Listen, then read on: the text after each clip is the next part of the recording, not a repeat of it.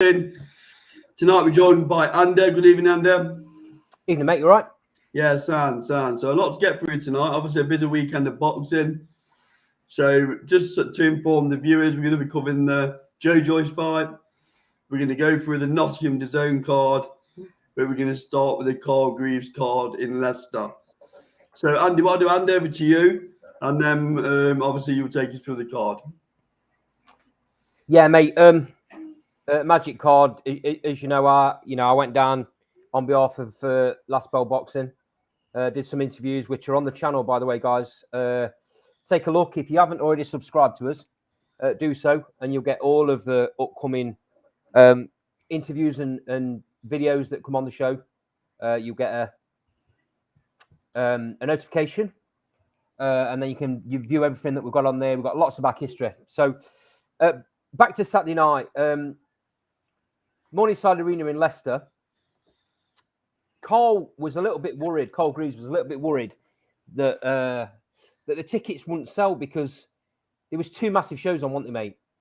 You got the DAZN card in Nottingham, which up until a few weeks before was headlined by Lee Wood. Obviously, he pulled out. So a lot of people that would have gone to this Carl Greaves show probably bought tickets for the Nottingham show. Some of them might have got refunds. So Carl was a little bit worried. And then there's that massive show going off in Manchester as well. Joyce, Joe Parker. So Carl was a little bit worried that the tickets didn't sell as well as he might have thought. They must have sold loads on the gate, mate, because the atmosphere was brilliant, as always. I mean, you know, you've been there loads of them shows with me now. And the crowd's fantastic, aren't they? Yeah. You know, credit to the fighters as well, because for people that don't know that haven't been to small hall shows, fighters have to sell their own tickets. And if the fighters don't push the tickets, then the crowd's not there. But believe me, the crowd was there. The fighters had fantastic support. There was a couple of debutants we'll go through in a second. They had brilliant support as well. And then the co-main and the main fight were outstanding. So I'll run through a few of the names. These will be alien to some of the listeners to the show, but you need to pay attention because these are the stars of the future. So Ellis Hopkins, who before Saturday night was 3-0, she went in against Esther Konetka. Now, Esther's from the Czech Republic. A record's not brilliant. A record was 2-16-1. Good evening, fella. Good evening. Hi, Jay. Not had John before, fella. Do you want a quick introduction? I was on more maybe about 6 weeks ago. I popped on for about half an hour. Nice to see you. Yeah, I remember now, actually, yeah. So we're just going to cover Carl Greaves. We're just going to cover Carl Greaves show, fella, and then we're going to jump onto the big cards from the weekend, okay? Yeah, no worries. Cheers. Good to have you on. So just in case you don't know, Jay, Carl Greaves is a promoter based in the East Midlands. Puts the majority of his shows on in Leicestershire, Nottinghamshire. There was one on Saturday night in Leicestershire at the Morningside Arena. Always packed cards. There was 10 fights on. Every single one of them were 50-50s pretty much, apart from a couple of outstanding finishers. I was just talking about the first fight on the bill. Ellis Hopkins, who was 3-0 before Saturday night. She went in against a girl called Esther Konetka, whose record isn't brilliant, 2-16-1, but she's been in with some real top talent. She's been in with Savannah Marshall, who stopped her. She's been in with Hannah Rankin, who took her to point. She's been in with Femke Hermans. So she's been up in there with some real top talent. So this was a massive step up for Ellie Hopkins in only a fourth fight. And she didn't let the crowd down. She didn't let herself down. She was brilliant. This was a 6-rounder, by the way. She took it to points, won a convincing points victory. So that's a name for the future. She was fantastic. She was really sharp, spot on. So moving on through the card a little bit. like I say, there's going to be a load of names there that people don't recognise. So there was two debutants from the Colgreave stable. One of them being Tyler Rivers, who I did a little interview with, which is on our channel. He's a Leicester boy. Again, he was in a tough fight against another Leicester lad, which made for a really good atmosphere on the night. A guy called George Rivers, who'd had 17 fights before Saturday night. So he got a lot of experience. Again, Tyler Rivers looked great. Tough, very tough fight because George Rogers is a real tough cookie. He knows how to stick in. He's durable. Tyler Rivers again came away with a points win. So very good experience for his pro debut. Like I say, there's a little interview from Saturday night, post-fight interview, which you can watch on the channel. Okay, so moving swiftly on to the second debutant, Ryan Hurst. He was in against a guy called Fons Alexander, who Fons had I don't know, nearly 250 fights. And it was Ryan's debut. Very, very close fight. This Fons is a real tough cooker, and he was Ryan came away with a win, but only by a point. So that was a very close fight. This is what I'm saying about Colgreave shows and the quality that's on there, and the fact that there's never any pushovers. There's always real quality opponents. He don't put fights on where his guys are just going to walk through people, because that don't do anybody any favors. So again, really close fight. So moving swiftly on to the Kingdom Kid, Liam Walsh. Liam Walsh had a really good amateur pedigree. He was in a 4-rounder against Martin Shaw, which was a real close fight. Could have gone either way, and that actually ended in a draw. But what a fantastic 4-round fight. Real value for money these shows are. So anyone that's not been, anyone that's in the Midlands, even if you're in Birmingham way, is that where you're from, Joe? No, we're just a bit further. So, but, I mean, honestly, mate, it'd be about, I don't know, 45 minutes maybe to an hour for you to get to Leicester. Honestly, not mate, even that. Yeah, these shows are worth every single penny, mate. If you get a chance to go to one of these in the future, you won't be wasting your time. I promise you. So onto I've missed a couple of the fights out, but onto the two headliners. So Stanley Stannard is, and Carl will back me up on this, Stanley Stannard is absolutely outstanding. Fights in either super welterweight or the middleweight division. He was 8-0 before Saturday night, and he went in against Daniel Uzbanski, who had got a lot of experience. He got 22 wins, 35 losses, and 3 draws, with only 12 of those 35 losses being by stoppage. Now,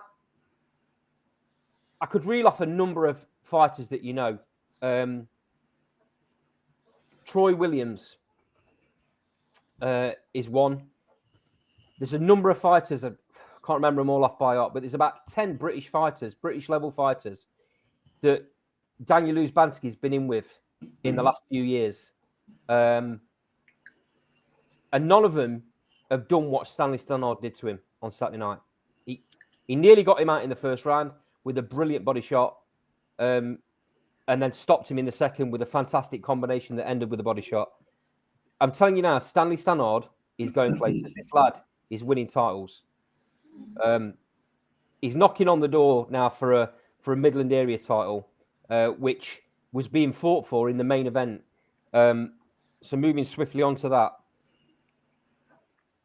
The main event on Saturday night was a barnstormer. Again, brilliant matchmaking by Colgreaves. Kyle Haywood, who's never in a dual fight. I mean, we were there last time at the Leicester Arena, Cole, when he fought Alex Fearon for the title. Yeah. Midland area super welterweight title. How close was that? Yeah. This was another one of those fights, mate. A real good clash of styles. Kyle Haywood throws lots of punches, throws shots from angles. Ryan Amos. So Kyle Haywood's from Leicester. Ryan Amos is from Nottingham. Ryan Amos is a real unit, very strong, very tough. Put lots and lots of pressure on. through really heavy punches. And Kyle, Kyle took them. Ryan took Kyle's shots. This went right down to the wire and ended up being a draw. So that's how close the fight was. So Kyle's kept his Midland Area Super Welterweight title, and it's looking. I don't want to put any words in anyone's mouth, but it's looking like there's potential that they'll have a rematch. Which again, I'll be there to see because I wouldn't want to miss it. It was brilliant. What a fantastic show, Carl. I can't say enough about it. The way that he treats people that are there, the way the fans are treated, the atmosphere between the fans. I mean, the East Midlands rivalry there, Leicester and Notts, that gets very, very heated, but no trouble, not one little bit of trouble, and it could have very easily spilt over because of the draw, but it didn't do. So credit to the fans for that as well. Roll on the next one. I can't wait for the next one, which I think is going to be in Newark. I know there's an try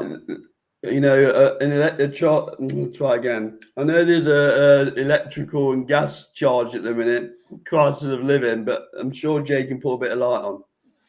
I know, so I'll tell you the truth. I'm sat in the car waiting for the missus. Cost of living crisis, that's the word I'm looking for. Sean, welcome to the show. Evening. Go on, Jay. Go on, Jay. Yeah, what it is, I'm waiting for the missus. It's terrible in the black country for a reason, because it's always black. I thought it was a cost of living crisis, fella, for a minute. Oh, no. We're still on good money, just about. So, Sean, welcome to the show. Sean, talking of cost of living, I've noticed a few political tweets coming from your way recently, young man. When did this turn into a politics show? Well, No, I'm just making that acknowledgement that I do read his tweets, and that's all I'm saying. All right, okay. So, moving on from Carl Green's show, which obviously sounds like a great show, as it always is. It was brilliant. We're going to move on to the DAZN show in Nottingham. So, Jay, did you see the DAZN show in Nottingham? I saw most of the design. I was sort of flicking. Yeah, you're breaking up a bit there, fella. What a shame. Yeah, got no audio, Jay. You're breaking up a little bit, so... I don't think he can hear us either, to be honest with you. No. So, sounds like a great point he was making as well. So, Sean, let's move on to you. Sean, did you catch the DAZN card, or did you watch BT? Yeah, I saw both of them. Right, okay. So, we're going to have a quick canter through some of the undercard, okay. Jay, put your hand up if you can hear me. We can't hear you. So, with all due respect, I'm just going to move on to Sean while you try and sort that audio out. The joys of live streaming, mate. I'd love one just to go straight forward at some point, and I really would. So, all three of us have seen the DAZN card. Yeah. Obviously, lost a bit of its momentum, didn't it, because of Lee Wood pulling out. But I still think it wasn't a bad card. Yeah, to be honest with you. Decent. It was decent. So, obviously, Andy normally takes us through the card. So, I'll pass it over to Andy to start talking through. I believe you're going to start as Cyrus Patterson. Is that right? I am, mate. So, I didn't see this live, obviously, because I was in Leicester. Go on then, Jay. Can we hear you? But I've watched it back since. Yeah, I've got you now. Joe, what's new? Your predictions? Just follow me, Joe. Follow me. Still got here, Jay. Just go on, Andy. Yeah, what I was saying was, I watched them and I was really, really, really impressed with Terry Harper. Absolutely brilliant performance. Brilliant. Jay, if you just hold fire 2 seconds, we're gonna go through the card. We'll come to Terry Harper, and then you can give us your points on her. No worries. All right. So just a couple of comments in the sidebar. Joe, good evening, Joe. He's put Terry Chap. I feel boxing was raving about that show. I'm guessing you're talking about the Leicester Cole Greaves show there. And he's also put he got all of his predictions wrong. I think he's on about for the for the DAZN Nottingham show. So well, he followed you for most of them, so he was bound to get him wrong, wasn't it? You and him, I didn't get. Oh, I got Gallard wrong. I didn't get Terry Hopper wrong though. I think that falls on your lap. Let's just work your way through the card, shall we? All right then. So Cyrus Pattinson against Jorik Luisetto, is it? Yeah, we'll take that. Cyrus Pattinson, mate, is outstanding. He's like a Rolls Royce. This kid's gonna win titles and titles and titles. He's that good. He strolled through the first few rounds of the fight, kind of watching what his man was doing, figuring him out, and the knockout was brilliant in the sixth round. I'll come to you, Sean. What have you seen of Cyrus Pattinson so far, and if you've seen a bit, what do you think? Yeah, I've been really impressed by him.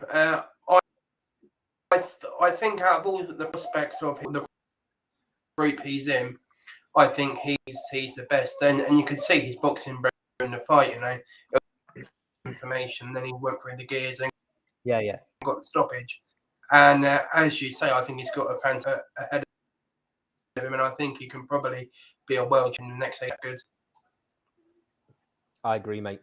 Cole? I think you just need to slow down a little bit. Remember the opponent he was in with. So, yeah, I admit he's a prospect, but talking about him winning world titles anytime soon is a bit of a stretch. Still got a lot to learn in the pro game. What you need to remember, obviously, with these kids coming out of amateur squads and Olympic squads, you've often faced better opponents in the amateur side. I know it's a different game.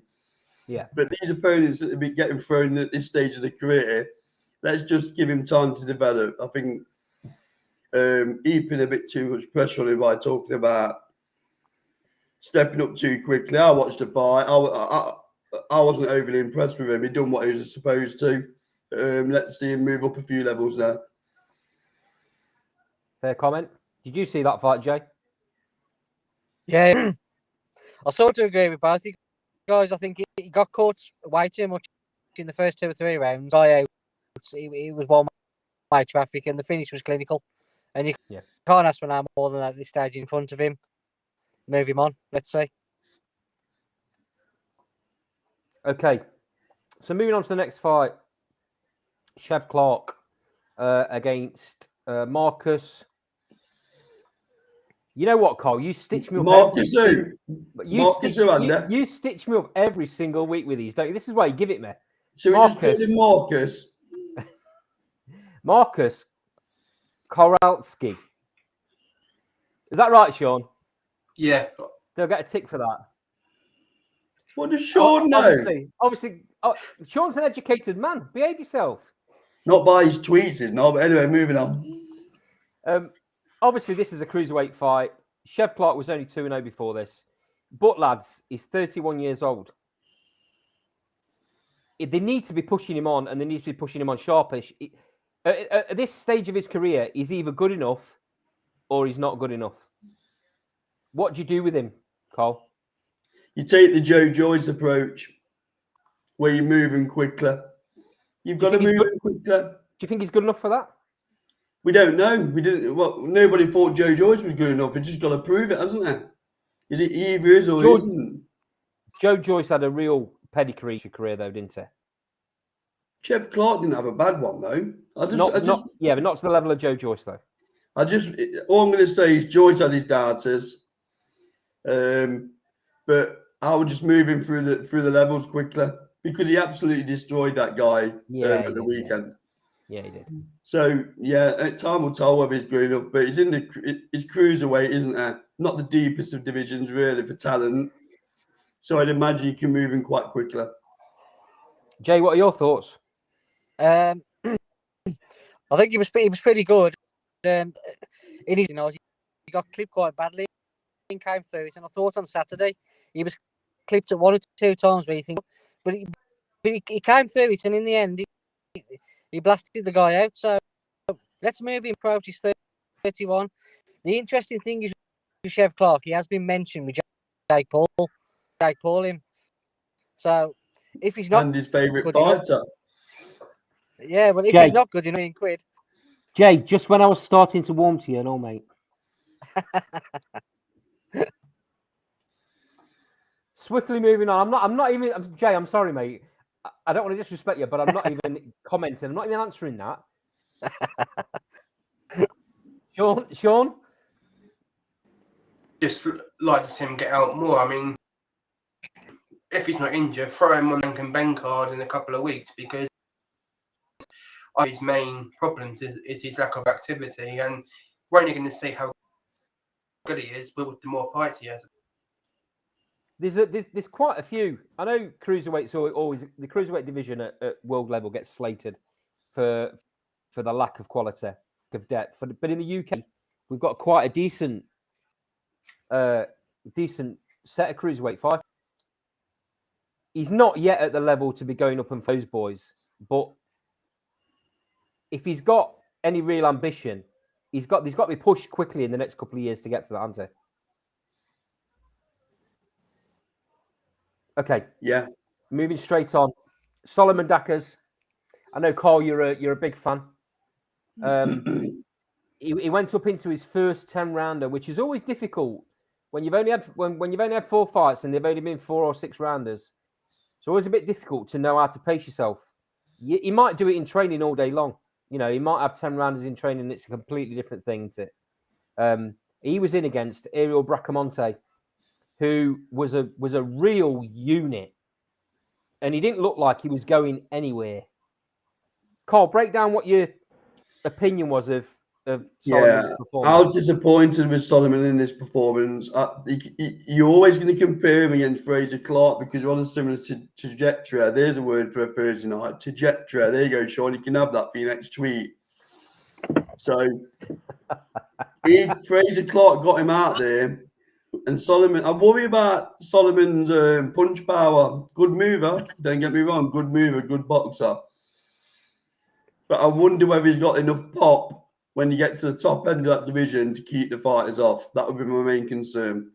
But he got the win, and he moves on. But it'll be interesting to see who S-Jam put him in with next, because he looked very dejected coming out of that ring. Sean, what would you do with him next? You know, he's another one that's not been very active. It's their second fight in about 18 months, something like that. So you want to get him out again, I don't know, at least twice this year. And I guess, I don't know, say in 17, 18 months, you want him somewhat level. Because obviously he's not yet. But you want him in sort of an to see how far he can progress. There's a number of fighters in the British ranks as well. You could put him in with the right now, isn't there, really? I mean, it depends how they want to roll the dice with him. Are they going to progress him slowly? I think they probably will do. So sometimes you got to throw him in with people, though. And a loss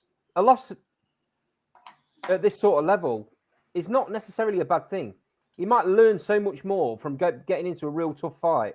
He might learn more in that than he will in his next 5 or 6 fights if they give him pushovers, which is likely. Jay, what's your thoughts on Solomon? I'm really concerned about his. He's going to need to try and develop something from somewhere, because he's never going to keep these top guys. I'm also interested to see what he's like when he takes a shot as well. I don't think he's the biggest of heavyweights. I do like him, brilliant. But it'll be interesting to see as he moves through if he can keep these big. It's a big if.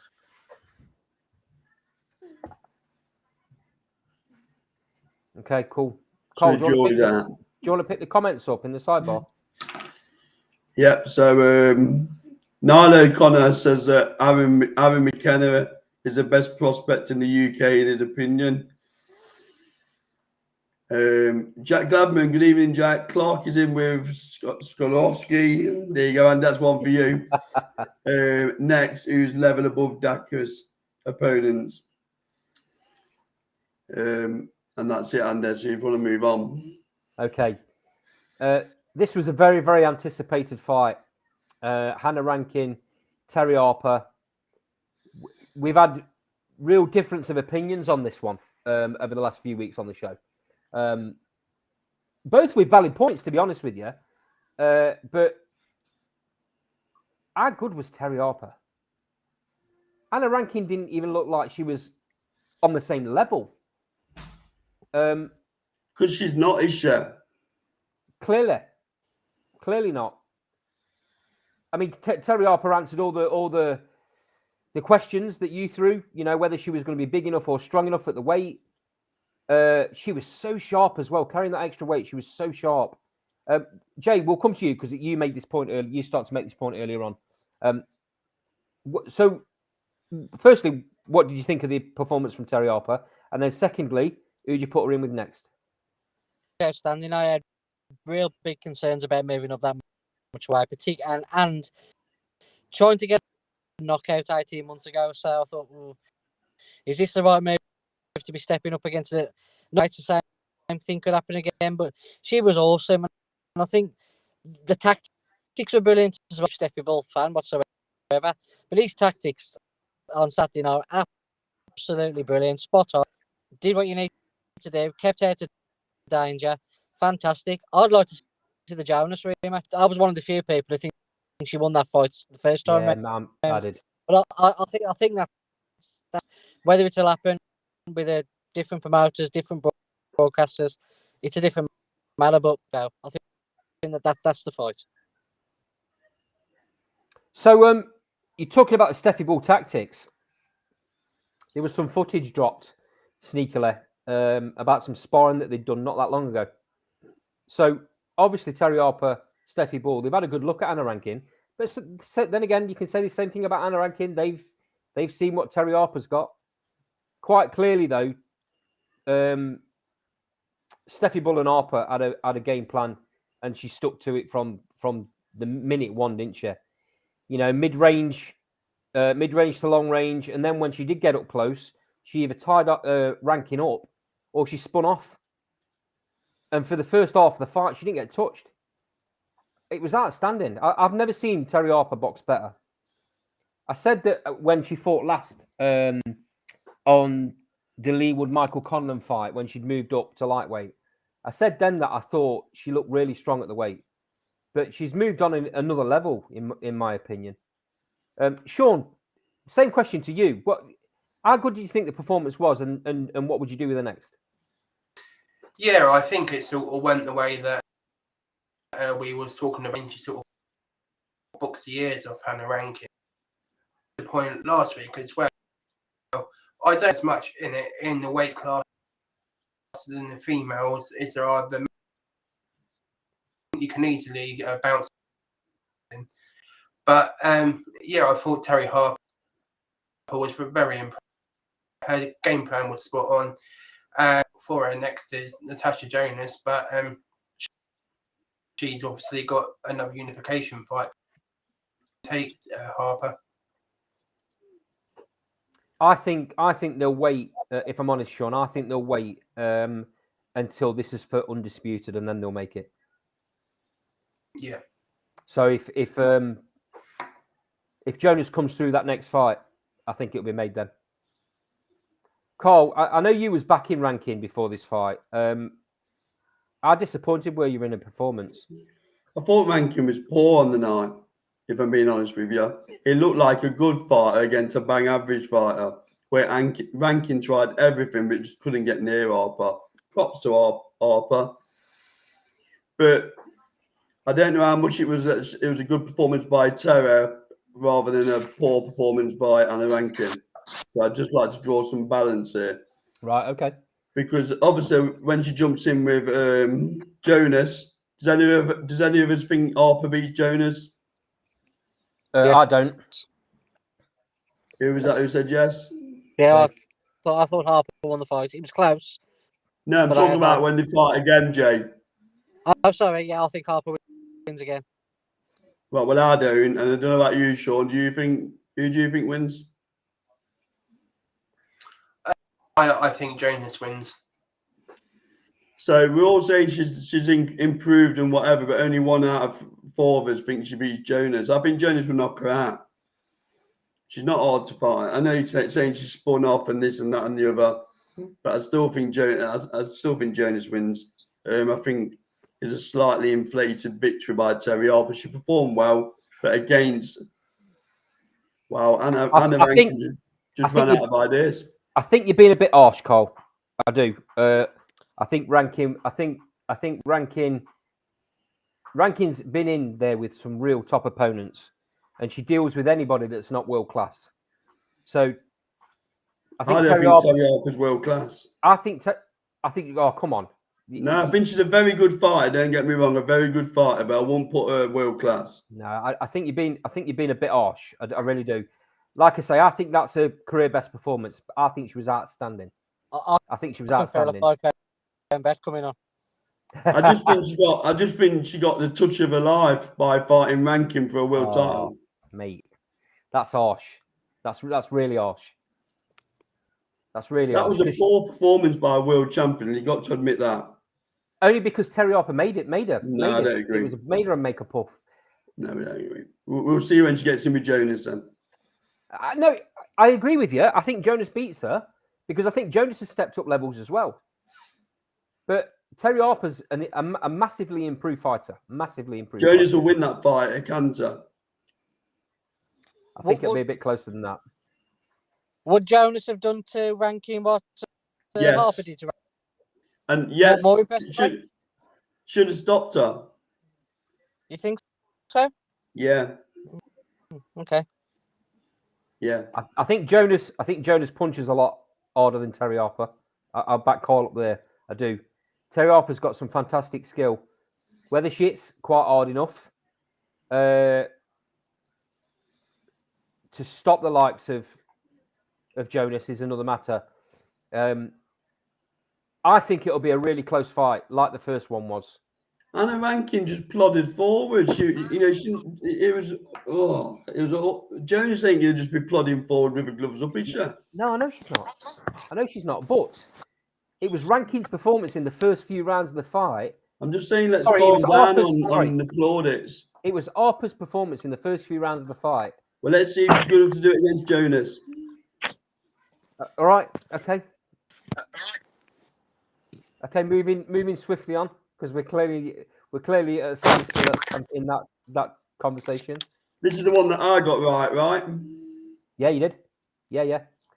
But as I said, the dark arts came out straight away from Kid Galahad. What I liked about this fight, sorry, I should say, what I liked from the referee was he wasn't having any of it. Within the first minute of the first round, he was warning Kid Galahad for stamping on Maxi Hughes' feet. He warned him again in the second round for doing the same thing. So what did Kid Galahad do? He switched it up. Instead of stamping on his toes and making him lose balance, he starts using his nut. And then he starts using his forearm. And then he starts using the palm of his hand. I couldn't quite believe that the corner was saying that it was 2 or 3 rounds up. Not at the time that he was saying it. I mean, clearly... Oh, Domingo. Clearly, Domingo was trying to use a bit of mind tactics there. He's not stupid, mate. He's been around the game a very, very long time. He would have knew that fight was going away from Galahad. I think he was trying to give Galahad confidence, if I'm being completely honest. Let me just reel off the scorecard. So, one judge made it 1-1-4, 1-1-4. Another one made it 1-1-3, 1-1-4 to Maxi Hughes. And the third one made it 1-11 to 1-16 Maxi Hughes. Firstly, Cole, which one of those scorecards do you think was right? The last one seemed a little bit wide for me because a lot of the rounds were what you like rounds, weren't they? If we're being honest, yeah. So I'd go with the points separating them. I thought it was a dreadful fight to score. So that point would have been the point that was deducted from Kid Galahad in the 10th. Yeah. So you'd have scored it a draw then, other than that. No. But I hear what you're saying about that. I think without the point coming off, so I would have personally gone 2 points to Maxi Hughes. So I don't agree with any of them. Okay. You think he won by 2 rounds then? Yeah. Sean, how did you see it? I did the same, Maxi by 2.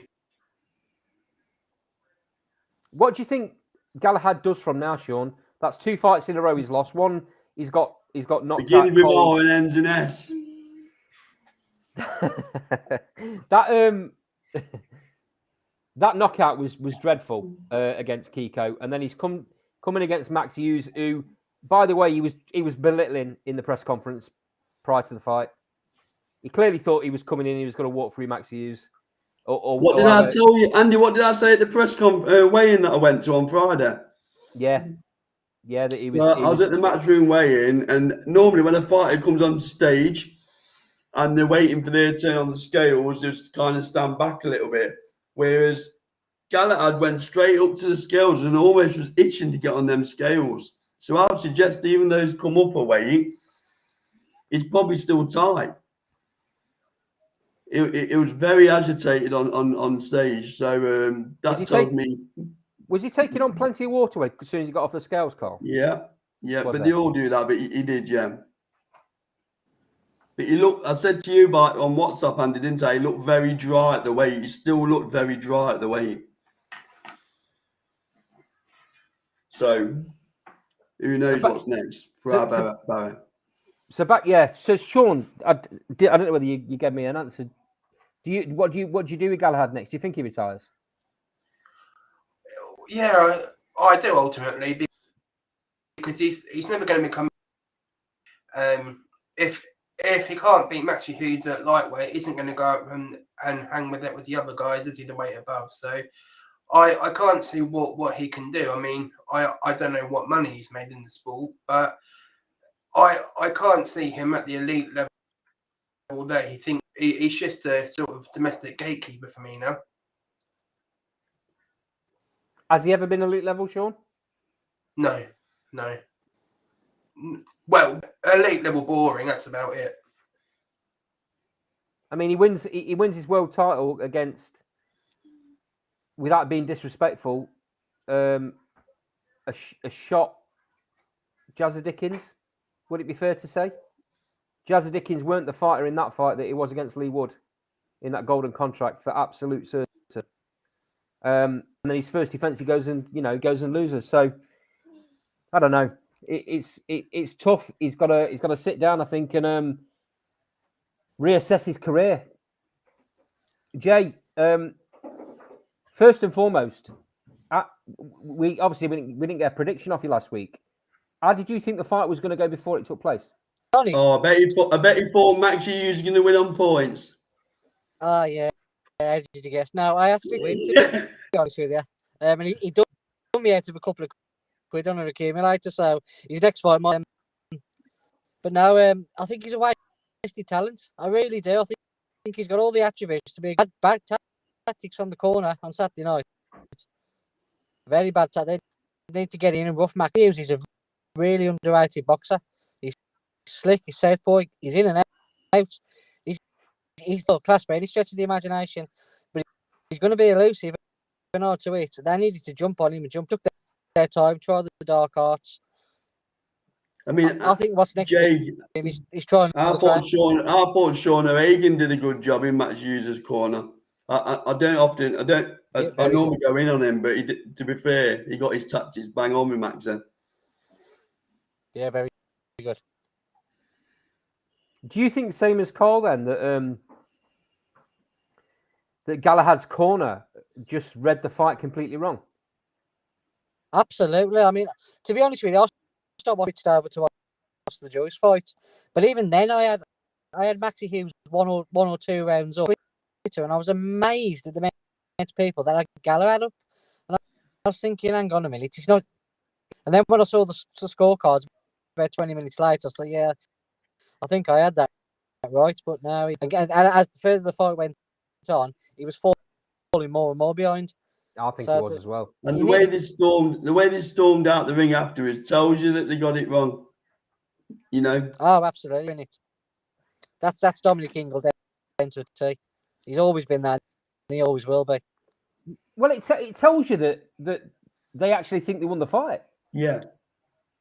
I mean, like it's Did you tough guys because have him beating?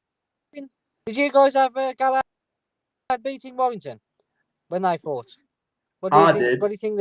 Oh yeah, I thought he beat Warrington, so I could understand. I thought he got robbed. I thought Rob might be a bit strong, but I Yeah. think they gave it own decision that night. again though, how much of a poor fight was that? Because that's what Galahad does. He spoils. Yeah, He spoils. He uses dark arts, then he gets his shots Well, off. he hasn't got the power to knock anybody out. That's the problem he's got. But I think Jay's hit the nail on the head.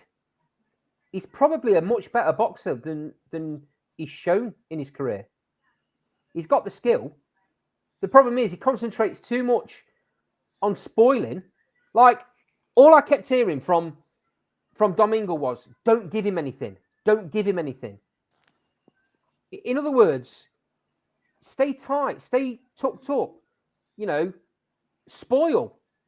Instead of throw your shots off, get your shots off. Instead of giving him a positive message from the corner, he was telling him, just don't give him anything. Don't give anything away. I mean, that's never going to win a fight, surely. Cole, do you want to pick the comments up in the sidebar before we move on? Yeah. So it says ranking was shocking. Got that completely wrong. So did I. He says that Jonas beats Harper. He agrees that Jonas will KO Harper. Rankin never got herself into a position to throw. Rankin was. And then Joe says it was a piss poor fight. Galahad should find an exit and shut the door behind him. I'd rather watch paint dry. Don't you hold back, Joe. Hey guys, I've got to go. It's been a pleasure. I'll catch you next Cheers, week. Jay. Jay, you thanks later. for coming on, mate. And sorry I called you Joe earlier. Yeah, no worries. Catch you later. Put 50p in the meter next time, though. Absolutely.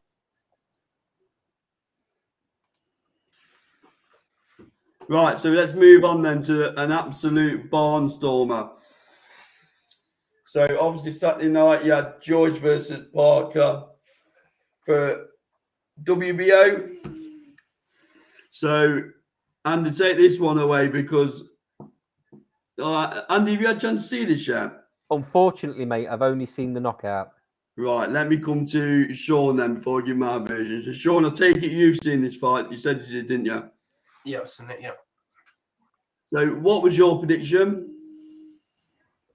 I thought I actually I think I even went further and predicted the round. Just putting that out there. I'm sure you said. In fact, I think No. I'm going to play next week. Let me finish. I'm going to play next week's show back, last week's show back. But I'm sure you said Joe Joyce will stop, and then you went. Actually, no, I think it goes to points. No, I said round 11. I might have said stoppage rather than knockout, but I did predict round 11. Go on, Sean, give us your breakdown of the fight. Yeah, it was a great fight. But I said at the time, Parker is what everyone says he is. And I think that proved in the fight, Quite a lot of a reputation that all of a sudden he weighed prior to the fight. And it showed he wasn't, because for me, Joe Joyce was virtually winning all the rounds. The old clean right hand, but he showed what a good chin he's got and it didn't affect him. And almost I felt in the fight anyway, you could see the confidence. So the stoppage was only a matter of time. It was just put the pressure on him. And yeah, I think it was a fantastic win for Joyce. It's probably Usyk if Fury does fight AJ, but the jury's out on that one, isn't it? So it was interesting what Park said afterwards, that his hands are quite deceptively fast, contrary to belief that he's cumbersome and slow and everything else. And nobody's done that to Parker. Nobody. So I'm just looking forward to putting to bed this analogy that Joe Joyce in some way. I said it I've been saying it for a year and a half, 2 years. I think he gets penalised because of his boxing style. But Joe Parker says he's probably one of the hardest hitters that he's been in with. Because he had no answer, did he, Sean? He clearly had no answer. No, He broke him up, Sean, if you want him. Yeah, and I think Joyce, I think for me, he's probably one of the most exciting fighters because he can take the kitchen sink. If it twice as good, criticism he gets is so unfair. So at this point, I need to put a little, not disclaimers, not the word I'm looking for, but for the best part of a year on this show, Carl has been giving his predictions on Joe Joyce and saying how he believes Joe Joyce is world level, how he believes he's right up there and he beats the top level. So I don't do this very often because I hate swelling his head even more than it is. Hold on, let me get ready for this. Press record. I'm sorry to everyone in the sidebar for this. You were right. It happens often. Don't worry about it, Andy. It don't happen often, which is why I don't say it often. But I'll give you this one. So all this time I've been saying, and I still think this is the case.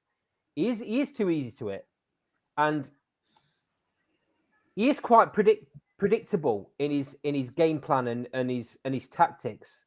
But everyone says Deontay Wilder's a one-trick pony with that big shot. Joe Joyce isn't a one-trick pony. He's about a four-trick pony in that he's got no one in heavyweight boxing has that engine. Nobody. No one in heavyweight boxing is as durable as Joe Joyce. And nobody in the world at any level has that chin. Nobody. You put that combination together, and engine, by the way, you put that combination together, I'd just stop the guy. I'd just stop him. You won't be able to do that forever, though. You can't go to the world too many times. That's the only thing I would say. Here's the thing. I actually think he can. I actually think he can probably fight until he's 45 if he wants. I'd like to see him. I'd tell you, I'd like to see him in with. I mean, there's some names like Frank Sanchez, which I think might happen, to be honest with you. But I'd like to see him in with Deontay Wilder. I think that'll happen at some point. He's as well as being the WBO number one, I think he's also number two with the WBC, and Wilder's still sat at number one for that. So there's a very good chance that fight could happen next, depending on how things go. I believe there's a chance we might have CEO of S-Jam Boxing coming on at some point. Shane Watson. So Shane's been on the show a few times. And by the way, Shane always gives his honest opinion. So he's a great listen. He's a great guy to interview. So we'll get his opinions on this. I'll hold my hands up. I did say to you, Carl, though, and I've been saying to you for quite some time, I want to see just how good he is. Put him in with a world level fighter. Well, I know what Sean says that Joe Parker's not world level, but name me another fighter that's done that to Joe Parker. No. No one's done it to him, including Joshua. Yeah, including Ruiz Jr. A lot of world level fighters, mate. A lot of world level fighters he's been in with. No one has, and I really do think it was down to Joe Joyce's relentless tactics that's got the stoppage in that fight. Parker was worn out because Joe Joyce didn't let him stop. He always is renowned for having time off in rounds, for going missing for half a minute or a minute in a round. He didn't get the chance to do that, did he? So, credit where it's due. I mean, Tyson Fury's even put a video out. I don't know if you've seen it, saying he now believes Joe Joyce is the second best heavyweight in the world. So, coming from Tyson Fury, obviously he's spent so much time in camp with Joe Parker. He knows what Joe Parker's capable of. I think Joe Joyce is taking him by surprise. So, a couple of comments on the side. Joe says, I've got to be honest, I expected more from Parker. He landed some nice shots, but gassed after 3 rounds. Joe goes on to say, credit to Joyce, he was excellent. He's getting his props, but some have gone overboard a bit. Question to you, Joe. What would you do with Joe Joyce next? When he does get that world title shot, looks like it's going to be Usyk. If it's not Usyk, it may be Tyson Fury for undisputed. Does he win either of them fights? I'll ask you, Carl, first. Yeah, he beats Usyk. Can he push Fury to his most difficult challenge? I don't think he beats Fury. Fury's got a little bit too much, and I think he's just a very good boxer. He's got the size as well. Of all the people that Fury's been in with, though, is it going to be his toughest task because of the attributes that? Arguably, yeah. But Tyson's got a special knack of making people look bang average. Yeah. But coming to Usyk, I'll throw a question at you. How does Usyk beat Joyce? I'm a great believer that Usyk figures people out. He's proved it in numerous fights. Can he stop Joe Joyce? Of course he can't.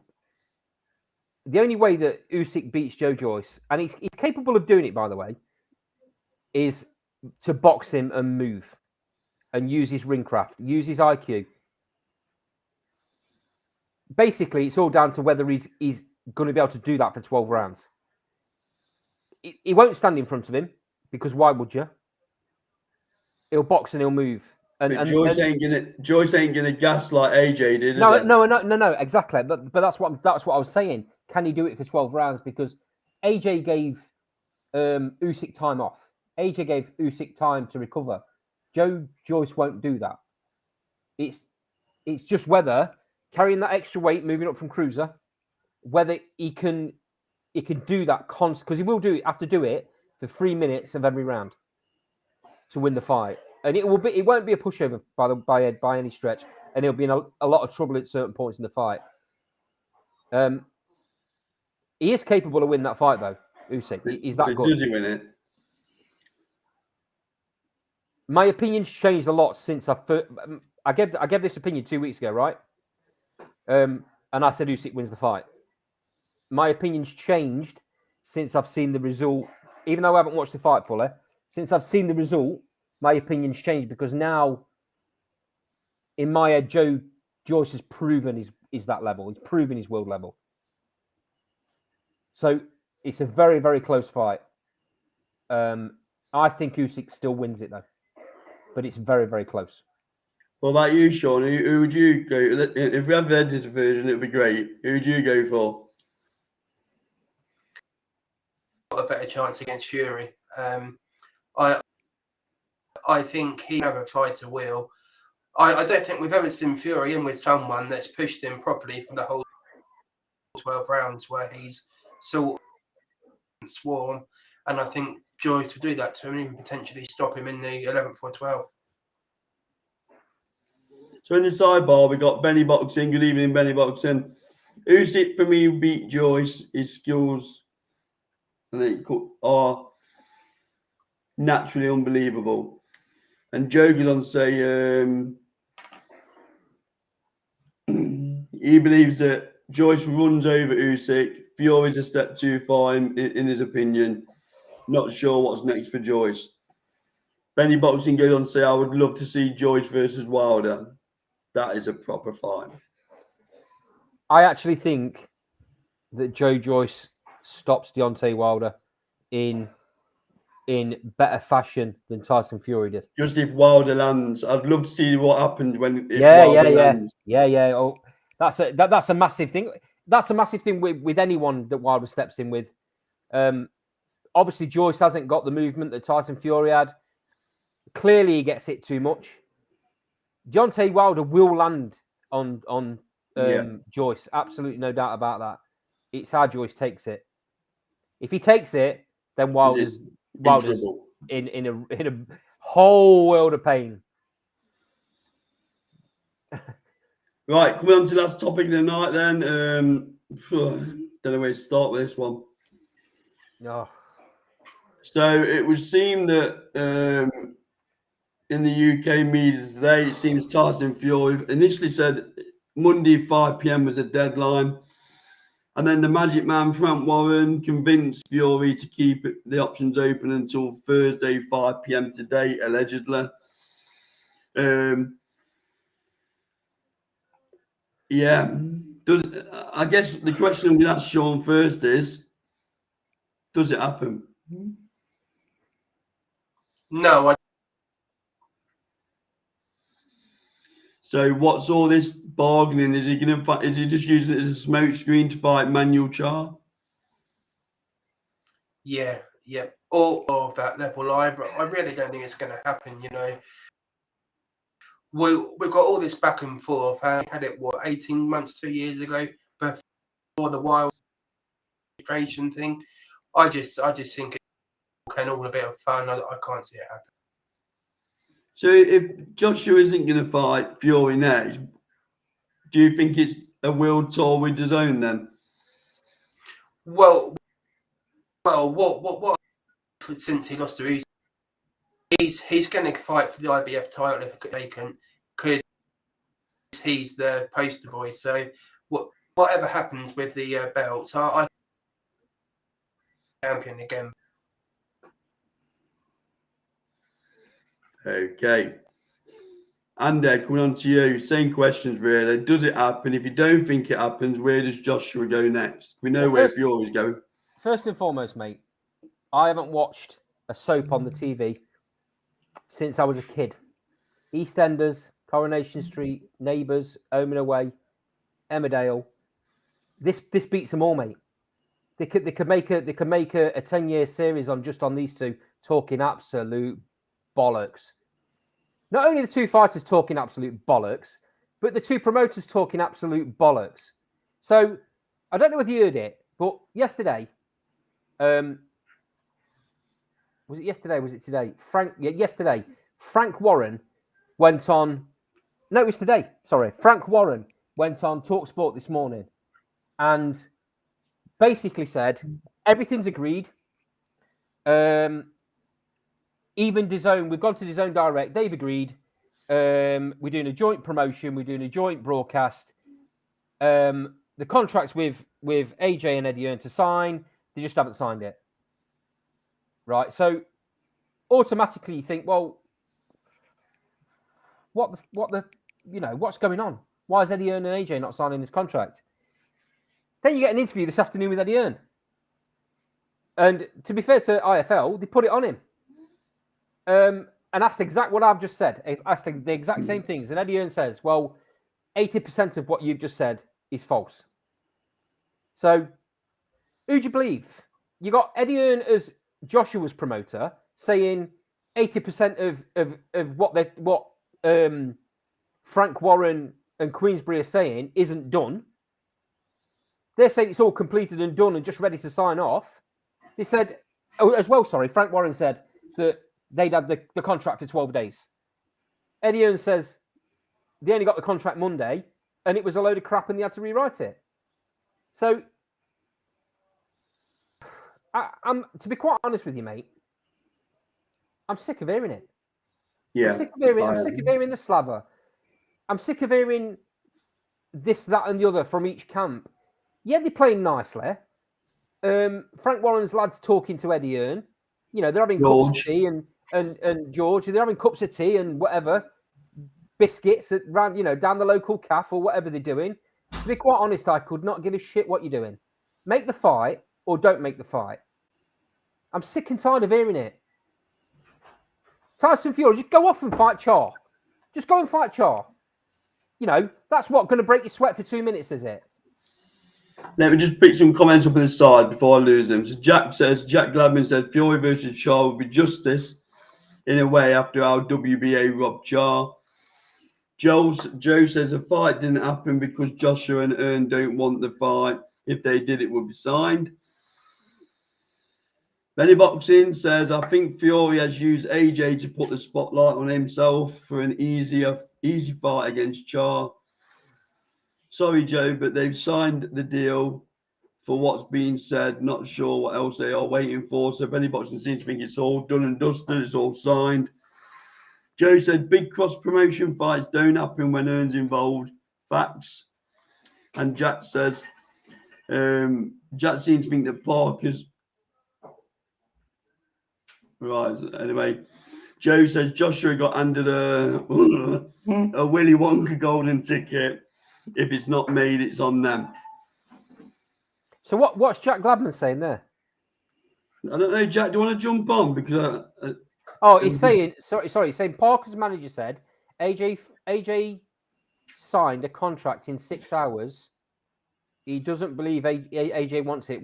Yeah, so Parker's old manager said that when they had their fight, I think this is what he's saying. They done it in 6 hours. They did it in 6 hours. Yeah. Eddie Earn's basically saying you can't sign a contract in a couple of days. The only thing I would say about that, you can't compare Parker and Joyce to Joshua and Fury in terms of size, can you? Joshua and Fury is the biggest fight in British boxing history. Whether it's for all the marbles or not.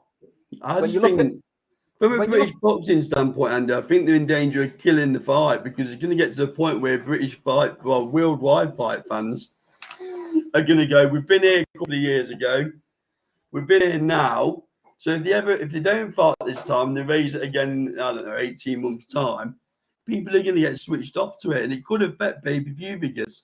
And also, mate, and I don't blame Tyson Fury for doing this because he's obviously frustrated, but Tyson Fury coming on every other day on Instagram and saying, right, that's it. Yeah. We've hit the deadline. The fight's off. We're not having it. 2 days later, they're still negotiating. Right, that's it. The fight's off. We're not having it. We're moving on. If you Come on then, Jack. Come on then, Jack. Give us your insight as a matchmaker. Over to you. You shouldn't do this publicly. This whole negotiation shouldn't be being personal opinion, by the way. I don't. If they want to do it in public, that's up to them. But Jack, they're putting it all in the public. Jack. Yeah. We're bound to debate it as a channel because it's in the public domain. They're playing it out, aren't they, in the public arena on Talk Sport and places like that. So people are going to have their opinions, aren't they, Jack? No, as in, I mean, they shouldn't be doing it in public. Oh, of course, yeah. I mean, they shouldn't be negotiating a fight in public. The other thing, what I was saying with that Parker comment is that his former manager was saying that they signed the Parker contract in 6 hours. Who are you talking about? Dave Higgins? Yeah, so Joseph Parker was saying that that AJ signed the hours. They did all the amendments that needed to be done with it.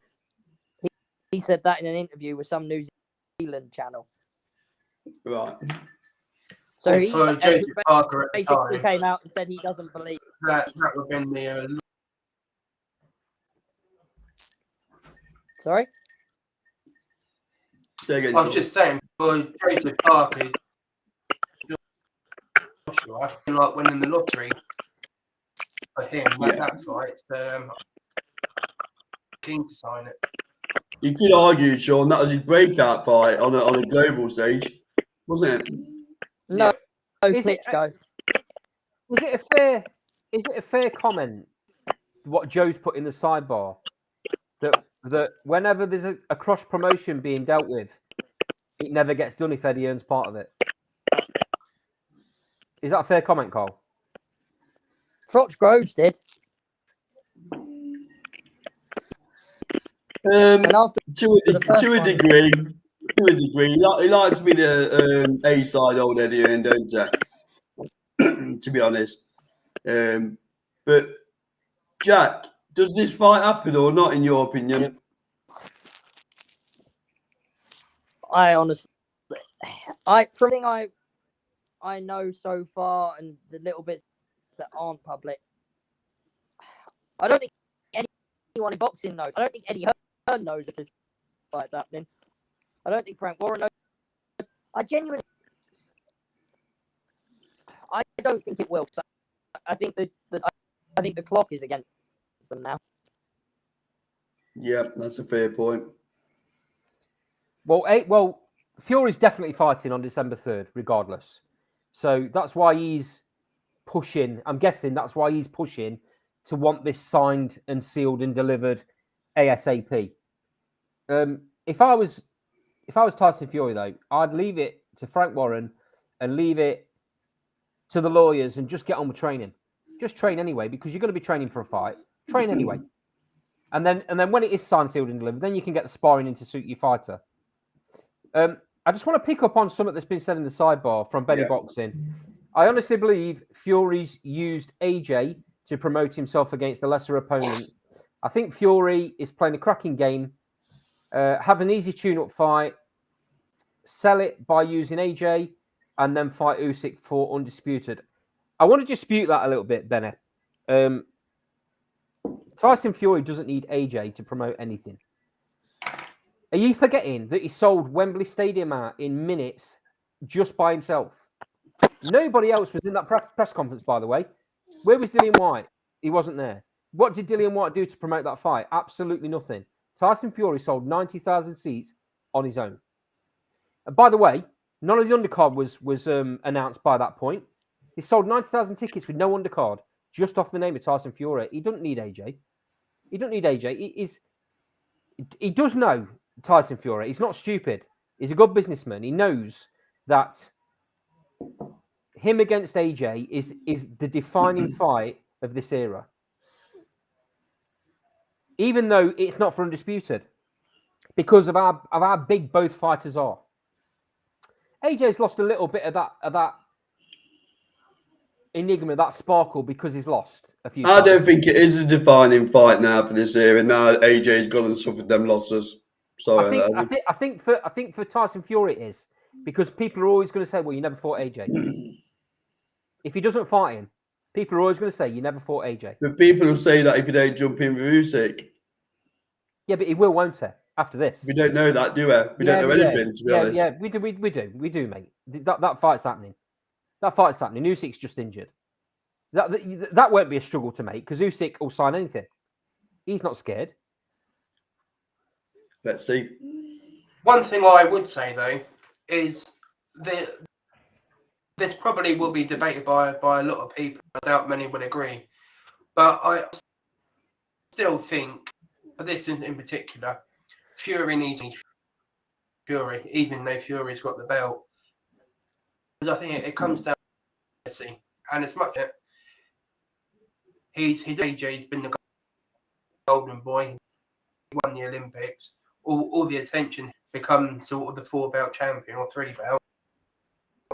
You know, it grinds Fury, it really does. Well, I think AJ could take all. I don't think it's jealousy because he wants to be AJ. I think it's jealousy because he went to Germany and took something away from a fighter that no one had done in 10 years of him being a champion. And he never got the credit he deserved for that, Sean.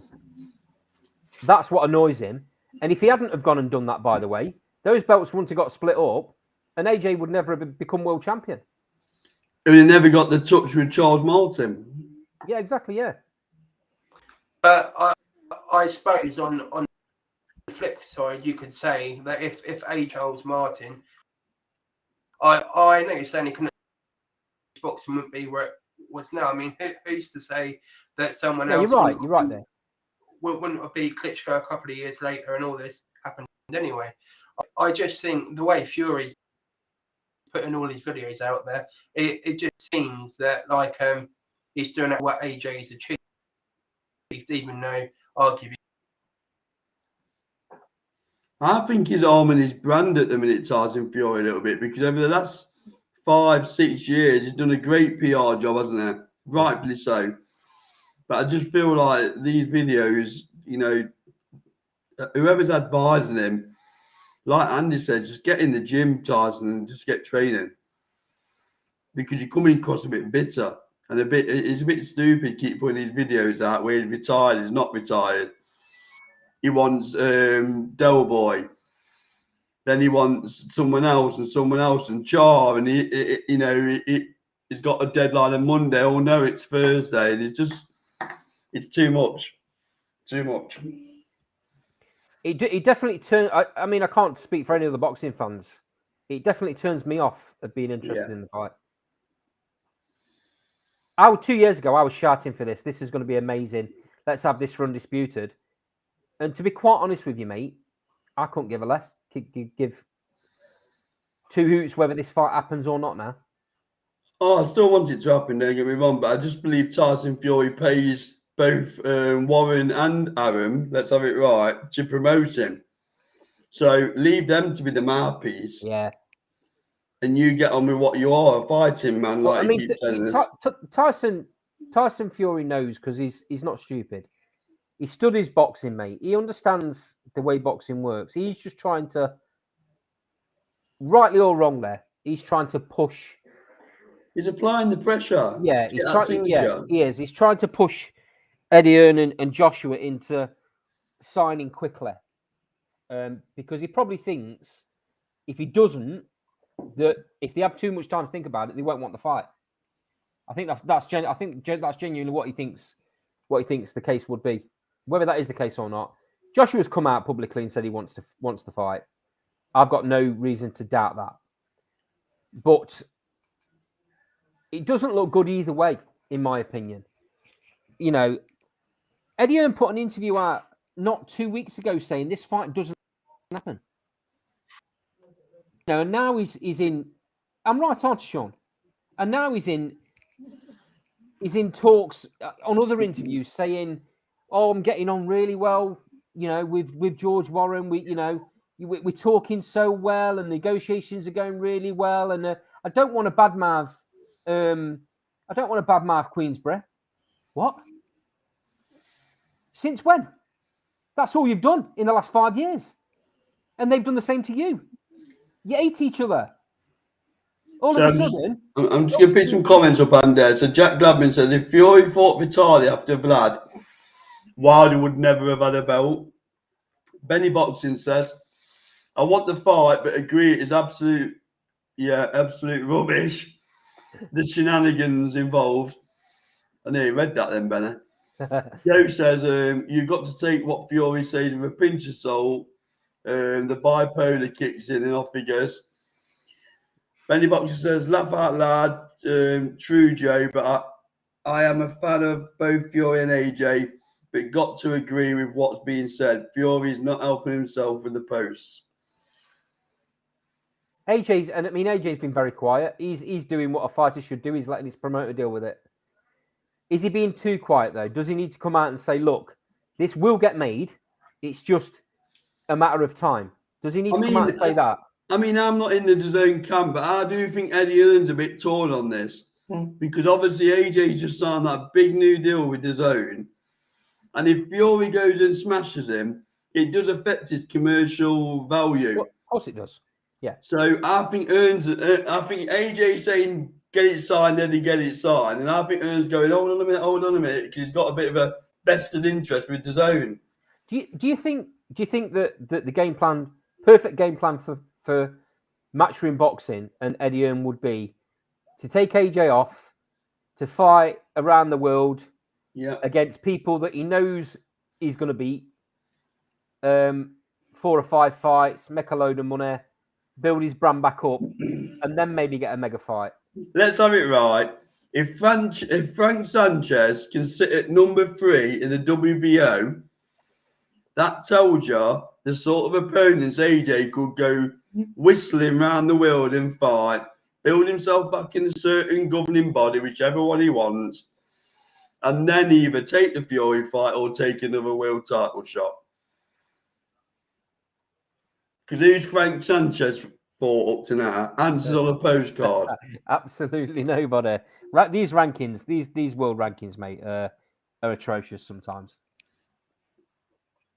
So I think Mr. Maybe, in my personal opinion, a little bit torn on which path to go down, because let's have it right, he's going to earn a shed load of money with a Fury fight as well. Can I just say as well that we've got two completely different stories here from the two promoters.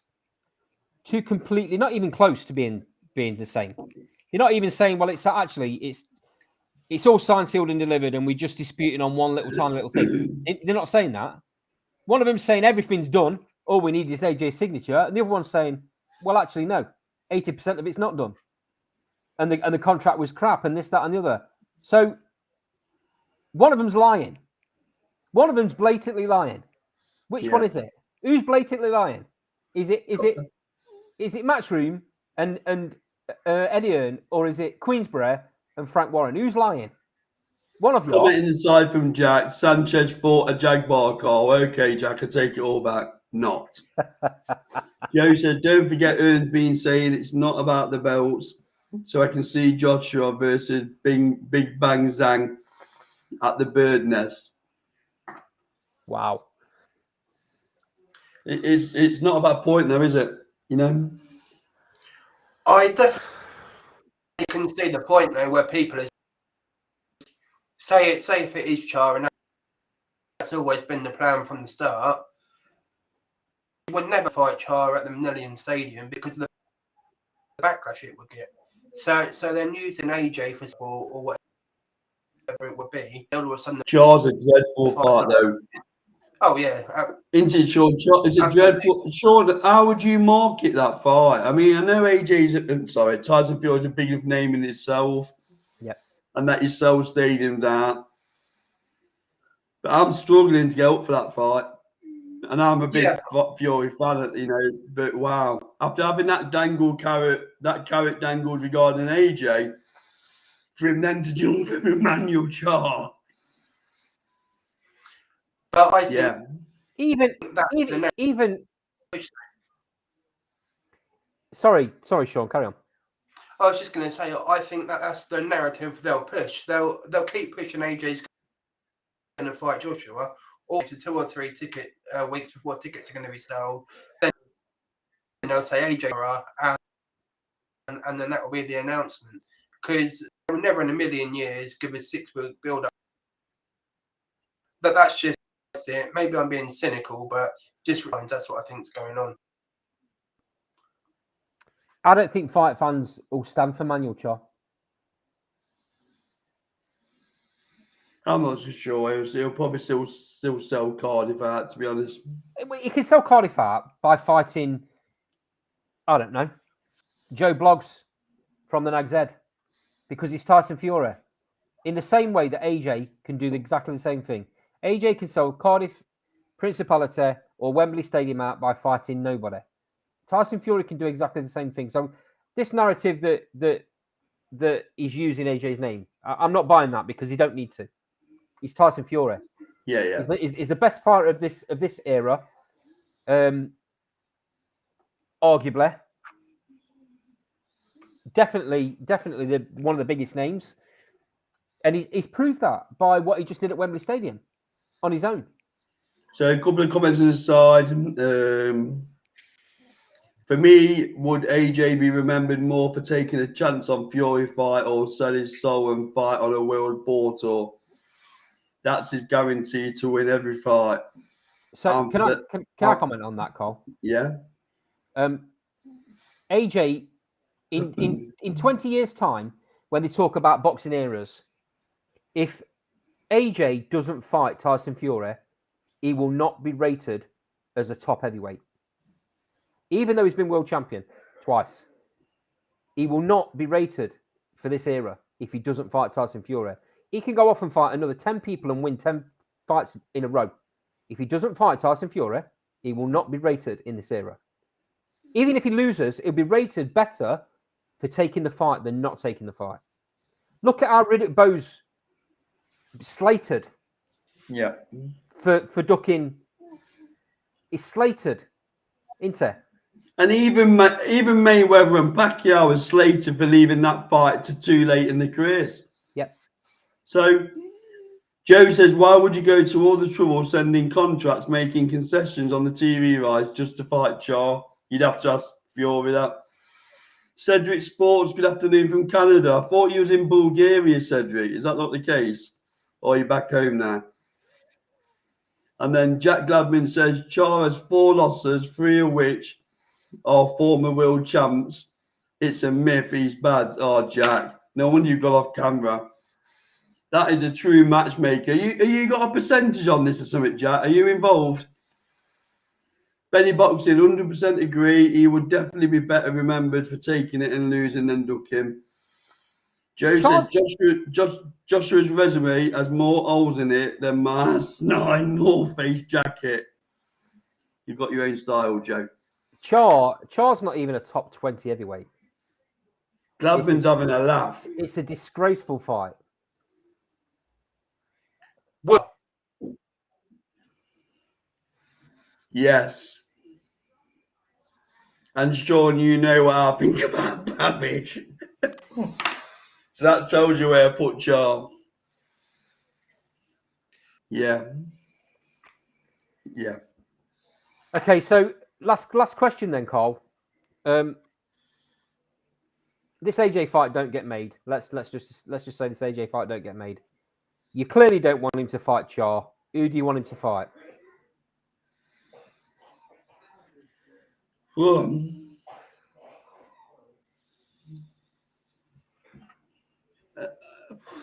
anyone's got to be better than Char, hasn't it? So I'm thinking of fighters who haven't got a fight called. Why not jump in with Michael Hunter? He's fighting. No, it's been cancelled. Again. Yeah. So I'm thinking. For what reason now? Injury to Yuri Fury, I think I read. Oh, really? So thinking about availability, why not Michael Hunter? He's already over here. You know, he would have been training. He'll jump in with Fury, keeps the name. I'd probably go Michael Hunter. That's a decent fight as well. That's a decent fight. AJ deals with him easily enough. Fury deals with him easily enough, but it's a decent fight. Yeah, that's a good He's got shout. more credibility than Char, hasn't he? Absolutely, mate. Yeah, that's a very good shout. I don't know if Fury just wants to get out. He just wants to get out and give the fans a fight. I don't think he cares who he fights, to be quite honest. It don't look good though if he picks Char, in my opinion. It's just my opinion, but in my opinion, it don't look good. So just before we bring the show to an end, Joe comments, Big Shane might give Tyson a run for his money, Battle of the Brothers. Wow. Obviously, next week we'll be concentrating our efforts on Ben and Eubank. So that's just give you the heads up. Everybody's in the sidebar and on screen. That'll be the main focus of our conversations next week. So,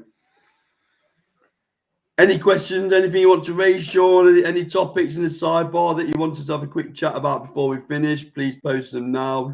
Sean, anything from you that we've not covered that you'd wanted to bring up? No, nothing from me. No. Brilliant. So I'll just give it a couple of seconds from the sidebar. Anything, guys, you want us to talk about? To Cedric, who currently in Bulgaria. So Jack Gladman said Fury versus Cash Ali. No.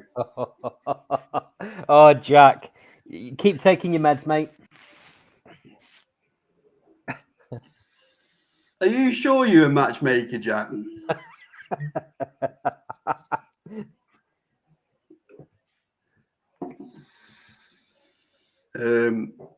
Yeah. And take it out then. Again, another great show. Some very different opinions as always, which is brilliant. Thanks for everyone in the sidebar. Sean, thanks for joining us. Jay, thanks for joining us on screen. Let's have some Maury on screen. This is what this show's all about. So get yourselves on. We don't bite. We only bite each other. Carl, speak for yourself, you. you filthy animal. Me and Carl are off on Saturday to a little bit of an opening of a gym. We'll leave it at that for now, but there's going to be lots of footage dropping on the show next week from from us taking out our little wander over the weekend. So look out for that. If you haven't already, like, comment, and subscribe. Hit the notifications bell, and you'll get everything that drops on the channel. Because we don't only do this live, where we do. There's lots of other footage of interviews, both on stream and live at venues. So yeah, get subscribing if you haven't. We'll see you next week, next Thursday, same time.